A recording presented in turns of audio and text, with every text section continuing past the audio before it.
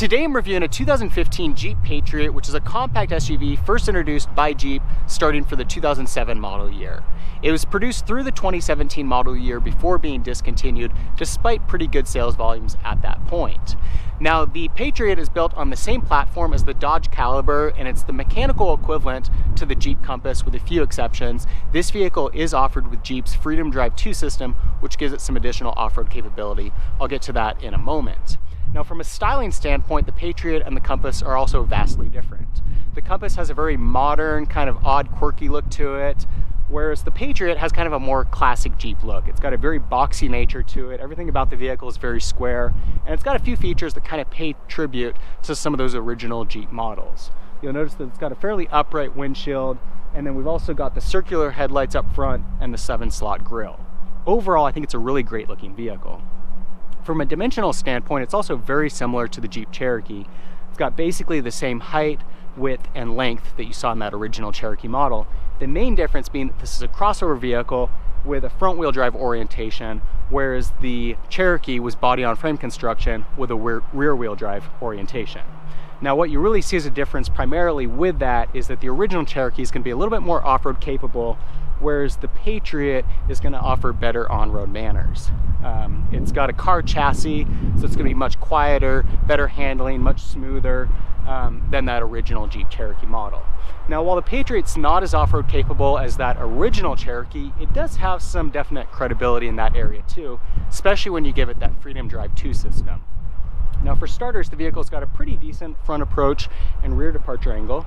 It's got 8.1 inches of standard ground clearance, and then when you get that Freedom Drive 2 system, it also gives you stiffer suspension that raises the vehicle up to 9 inches of ground clearance, so fairly decent in that sense. The Freedom Drive 2 system also has an electronically controlled clutch, which allows the vehicle to transfer up to 60% of power to the rear of the vehicle.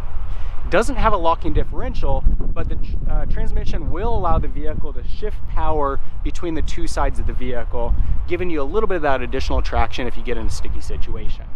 You also get additional skid plates with that Freedom Drive 2 system package. You've got hill descent control, and then the vehicle also has the ability to lock into four-wheel drive. So there's a little lever inside that you can pull, locks it in that four-wheel drive, rather than allowing the computers to shift power around.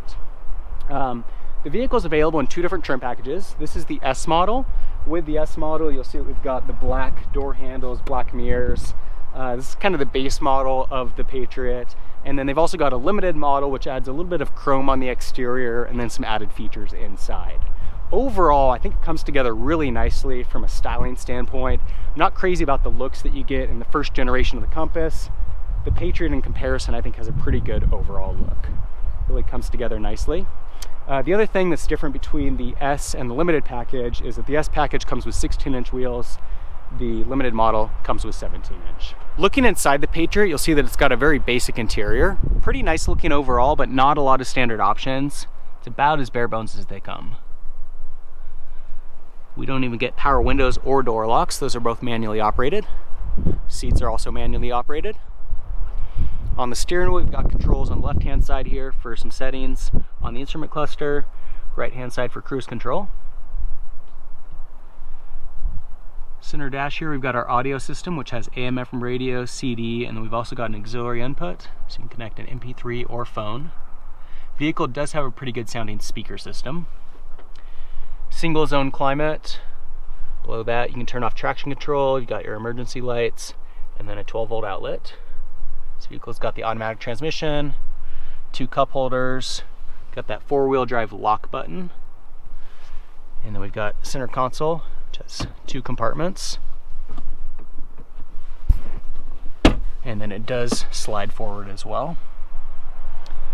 Up top, we've got a few reading lights and a manual dimming rear view mirror. In the back seat, pretty decent leg room. Head and shoulder. A little storage space in the door here. We've got 2 cup holders. Quick view up front. Seat backs do fold down in a 60-40 split, increasing rear cargo space. And then if we come around to the back, you'll see that it's pretty good on rear cargo area as well. The square dimensions especially help maximizing this space. Under the floorboard, we do have a spare tire as well. The Jeep Patriot is available in either front-wheel drive or all-wheel drive. Front-wheel drive models come standard with a 2-liter 4-cylinder that's got 158 horsepower and an EPA rating of 22 to 23 miles per gallon in the city and 26 to 30 miles per gallon on the highway. Front-wheel drive and all-wheel drive models are also available with a 2.4-liter 4-cylinder that has 172 horsepower. EPA rating on those models is 20 to 23 in the city and 23 to 28 on the highway. 0 to 60 time is 8.7 seconds. Both engines are available with either a 5-speed manual, 6-speed auto, or a CVT automatic transmission.